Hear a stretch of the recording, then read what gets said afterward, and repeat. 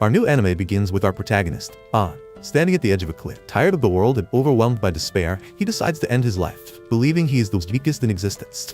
As he takes the fateful leap, we rewind to the past to understand how he arrived at this moment. An was once part of a party of two individuals, Zoid, a magician, and Jolene, a swordsman. Together, they descended into a dungeon to hunt monsters and earn money. The trio successfully defeated a giant rat, but the task of salvaging its valuable parts fell to An. As an appraiser, a low common class job, An was tasked with identifying and extracting useful materials. Zoid mockingly referred to An as a trash picker, a term commonly used to demean appraisers. In this world, one's status and future are determined at birth. The goddess of light grants individuals their job, while the goddess of darkness bestows their skills. While skills can be trained and leveled up, the assigned job is permanent and passed down through generations. The society is divided into three classes: rare classes like merchants and strategists, high common classes with combat roles, and low common classes, which include appraisers and farming-related jobs. An, born into a low common class family, lost his parents early in life and was unable to continue the family business. With no other options, he became an adventurer despite his appraiser status. Unlike combatants, appraisers were often looked down upon since their skills could be replicated by magic tools and guilds. This made An a target of ridicule and mistreatment, particularly by Zoid, who hired An specifically to avoid getting his own hands dirty. After defeating the giant rat, An noticed its tooth was valuable, but struggled to pry its mouth open. He asked Zoid for help, but Zoid sneered, insisting An do it himself. With no choice, An complied, enduring the insults and humiliation. However, deeper in the dungeon, they stumbled upon a dead hellhound. Zoid, elated by the potential loot, ordered An to extract its parts. An, however, found the situation suspicious. Finding a dead B-rank monster without any signs of battle was unusual. He tried to warn Zoid and Jolene, but they dismissed his concerns, threatening to withhold his share of the earnings if he didn't comply. Reluctantly, An obeyed, but as they ventured further, they found an entire horde of dead hellhounds. Zoid and Jolene celebrated their apparent luck, while An's instincts screamed that something was wrong. His suspicions were confirmed when the real perpetrator of the carnage emerged, a monstrous creature far beyond their capabilities. Chaos ensued as Zoid and Jolene attempted to fight, but swiftly realized they were outmatched.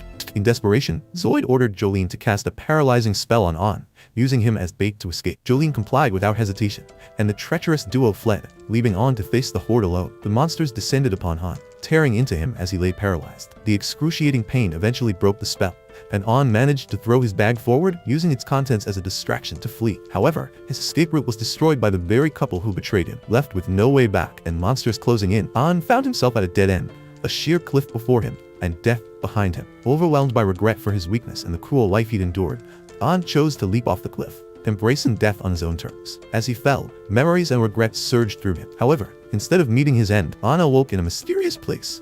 A beautiful girl appeared, gently kissed his forehead, and disappeared. When he fully regained consciousness, he found himself beneath the world tree, a colossal tree of legend. The tree was thought to have withered long ago, yet here it stood, vibrant and alive. Its water droplets, known to cure all diseases, poured down on An, healing him completely. Scholars had long theorized that the world tree still existed, as it was believed to be the source of the mana in the atmosphere. Though countless expeditions had sought it, none had succeeded, until now. An, overwhelmed with gratitude, thanked the tree for saving his life. He briefly thought he heard a voice, but dismissed it as his imagination. Realizing he couldn't stay forever, An resolved to find a way out of this uncharted territory. However, just a few steps into his journey, a sudden slash severed An's ear, followed by another attack that cut his fingers. He was ambushed by an S-class monster, a creature of immense power. The monster toyed with An, torturing him for its own amusement.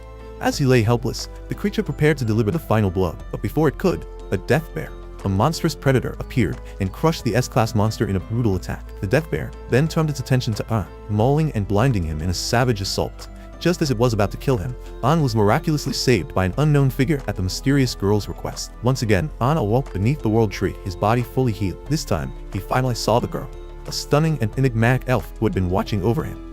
Ian woke up again, this time finding the mysterious girl from before standing by his bedside. Her mother urged him to drink the tea her daughter had prepared. Before Ian could say a word, the woman insisted, stuffing the tea into his hands. It tasted good, which made the girl Yuri smile bright, though her mother, Ursula, looked far less pleased. Yuri introduced herself and explained that she had begged her mother to save Ian. When Ian thanked her, Yuri humbly refused to take the credit, but Ursula clarified that it was indeed her daughter's pleading that had moved her to act. Ian learned that Ursula was the guardian of one of the 9 world trees scattered across the land. She had raised Yuri, who was born from the tree itself, which explained Yuri's ethereal beauty. However, Ursula remained on edge, clearly disapproving of Ian getting close to her daughter. Then, Ian remembered his missing eye, which had been slashed by the death bear. Ursula explained that she had replaced it with a fragment of the world tree, again at Yuri's request. Ian asked Yuri why she had gone to such lengths for him, and she revealed that he was the first person who had ever thanked her for saving them. In the past, she had rescued others, only for them to harm her by taking branches from her tree fork. When Ian thanked Yuri again, Ursula impatiently declared it was time for him to leave. However,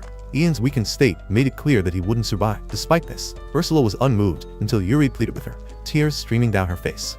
Reluctantly, Ursula agreed to train Ian, stating that she would not tolerate any slacking. Training began immediately. Ursula led Ian to a dark, pitch-black dungeon and instructed him to use his new spirit eye, which was imbued with the World Tree's power. As Ian focused, he began to sense the power within the eye and could see clearly in the darkness. For the first stage of training, Ursula summoned a gremlin, instructing Ian to dodge its attacks. She explained that combining his spirit eye with his appraisal skill would sharpen his observational abilities to an extraordinary degree. At first, Ian struggled, but with repeated efforts and the healing properties of the World Tree droplet Yuri had given him, he began to improve. After a week of relentless practice, Ian mastered basic defensive techniques. Next came offense.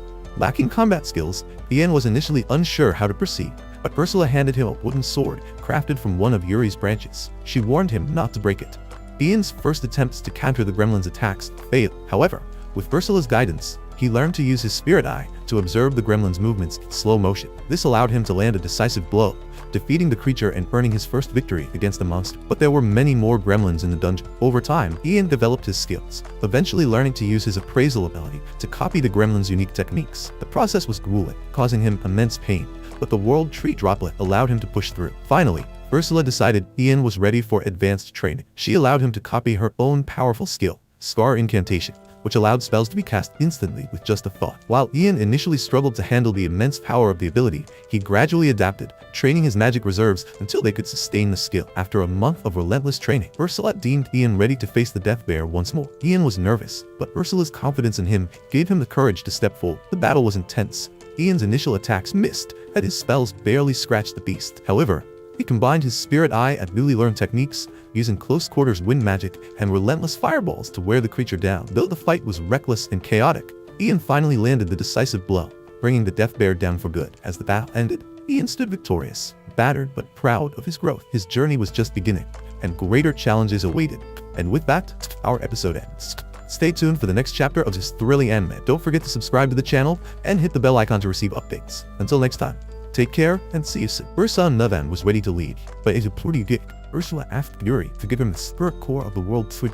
She had already infused one in his eye, and this second one held Yuri's power. Although Ian hesitated to accept, Ursula explained that once he died, the core would return to the World Tree. Reluctantly, Ian agreed, and the core was infused into his eye. But then something unexpected happened. Yuri suddenly vanished and reappeared inside his eye. The spirit core had created a link between Ian and the tree, allowing Yuri to stay with him as a companion. Excited, Yuri offered her healing powers to assist Ian. Unsure how Ursula felt about the situation, Ian watched as Ursula explained she had done this for Yuri, giving her the chance to experience the outside world. As another gift, Ursula etched a new mark on Ian's hand, which worked as a storage spell. She also provided materials to forge a powerful sword, but in a surprising twist, she stabbed it into Ian's eye, binding it to him. Lastly, Ursula handed Ian a Philosopher's Stone, which created a permanent link with her. Now, she could see everything Ian experienced, and warned him not to try anything with Yuri. Ian asked Yuri what she wished to do once they reached the surface. Yuri expressed her desire to see her family, explaining how the World Tree, once a single entity, had been split into 9 branches and hidden in various dungeons. Determined to make her wish come true, Ian took his first step outside. Guided by Ursula, Ian encountered a viper. He defeated it, and Yuri instantly healed him, sparing him the usual headaches from battles. Soon, Ian came across an ominous door, sensing it would lead to something dangerous. His instincts were correct. It was the dungeon's boss room. Inside, the dungeon itself revealed its dark nature. It consumed humans to sustain the boss, powered by a spirit core at its center. The fight was intense, with Ursula guiding Ian through every move. The boss landed a heavy blow, but Yuri's constant healing kept Ian in the fight. Using acid venom from a previous battle, Ian dissolved one of the boss's arms, throwing it into a frenzy. At this point, Ursula granted Ian permission to use an ultimate spell to substitute a massive fire blast that obliterated the bolt, leaving nothing but the battle won. Ursula exalted the speed, looking as its similarity to the Red Tree Core. She offered to use it to enhance Ian's powers, and he agreed. With the core's infusion, Ian's eye evolved into the Spirit God Eye, capable of further leveling up by absorbing labyrinth cores. The dungeon sealed itself, ensuring no one could reach the World Tree again, allowing Yuri to live in peace. Finally, Ian and Yuri stepped into the outside world. Meanwhile, in a tavern, Zoid entertained the crowd with a dramatic tale of how he heroically sacrificed himself as bait to save Ian. However, Ian arrived just in time to expose Zoid's lies. Furious, Zoid claimed Ian couldn't have survived, but the crowd noticed Zoid's rage seemed out of place. Ian revealed how Zoid and Jolene had paralyzed him and left him for dead. The crowd turned against Zoid, but Ian stopped. He acknowledged that if Zoid hadn't abandoned him, he never would have met Yuri and Ursula. Thanking Zoid, Ian left the tavern. Ian soon ventured into another dungeon and acquired its core to level up his army. Though there was no sign of a world tree, Ursula accepted this, understanding that finding the world tree wouldn't be easy. Yuri remained hopeful. During their journey, they heard a woman's voice rushed out. Monsters were attacking a group of survivors. Ian and Yuri saved everyone still alive, but one of them, a young woman named Claudia, instantly fell for Ian. Embarrassed, Ian asked her companion Jasper to intervene, only to learn he wasn't her brother. Jasper introduced himself as the head of J Trading Company, and Claudia revealed herself as the third princess of the kingdom. Grateful for their rescue, Jasper invited Ian and Yuri to his manor. Claudia, still smitten, boldly declared her interest in Ian. To deter her, Yuri claimed to be Ian's wife, but Claudia wasn't discouraged, suggesting she could become his second. While Yuri was flustered, Ursula found Claudia amusing, thinking she'd made a new friend. At the manor, Jasper revealed his true intentions. He recognized the spirit core in Ian's eye and recounted the legend of the world tree's power, which was used to seal away the demon. Jasper wanted the spirit core to protect it in his collection. Though Ursula considered the idea, Ian refused. Instead, they decided to remain friends. Before parting, Ian asked Jasper about other spirit cores. Jasper shared what he knew, but the location he revealed was highly dangerous. With their next destination set, Ian and Yuri prepared for the journey ahead. Ian hurried over, knowing that Yuri's sister could be here. Since Yuri is a world tree, that meant the other world trees were her siblings. However, he quickly hit a dead end. Ursula, unfazed, told him to touch the wall. It was actually a gateway into the dungeon. The dungeon had its own atmosphere, but Ursula immediately saw through it. It was just a high-level illusion, though an incredibly massive. Meanwhile, Yuri's sister Pina had already noticed their arrival. Yuri was eager to meet Pina immediately, but Pina, being her usual mischievous self, insisted they reach her by making their way to the end of the dungeon. She claimed she couldn't leave her place, so they had to come to her instead. The only issue? Pina had personally set up countless traps throughout the dungeon. It was a dangerous path, and she was particularly worried about Yuri's boyfriend. Yuri blushed at this, but Ian was more than ready for the challenge. Confident in her traps, Pina took a front row seat, fully expecting to enjoy the show. However, Ursula warned Ian about the dangers ahead, and he decided to speedrun Pina's trap gate. To Pina's horror, Ian blazed an angry act to go with him. Pina, watching helplessly, pouted as all her hard work was destroyed in an instant. Yuri still believed her sister was just doing play.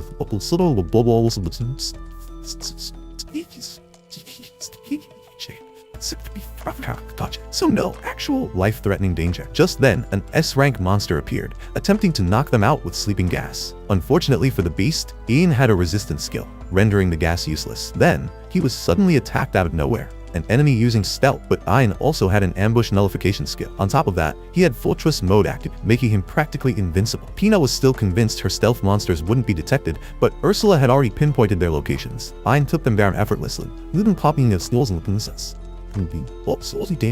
She and monsters. They died instantly. Realizing there was no stopping Ian, Pina slumped in defeat. Meanwhile, elsewhere in the same dungeon, Zoid, the notorious backstabber, was fuming. Ian had survived and exposed his betrayal to everyone, ruining his reputation, making things worse. Jolene, his fine partner, played the victim, claiming Zoid had forced her to paralyze them. As a result, all the blame fell squarely on Zoid. Desperate to redeem himself, Zoid took on an S-rank monster hunt mission, hoping a big victory would restore his stand. Unfortunately, he immediately fell into a spike trap and was thrown out of the bundle. But Zoid refused to get him. He did cheat. Eventually, he staged crocodile-like monster was way out of his league. Lena, his companion, told him to just give up. But even after the monster crushed his hand, Zoid refused to surrender. That's when Ian showed up. In a single swing, Ian effortlessly killed the monster. Zoid was in shock. Ian, however, simply healed Zoid, knocking him unconscious and asking Pina to eject him from the dungeon. Finally, Ian and his team reached the boss chamber. The only way to meet Pina was by defeating the found boss. However, defeating it would also seal off the world tree. Ursula reassured Ian that as long as the dungeon core remained intact, they wouldn't have any issues.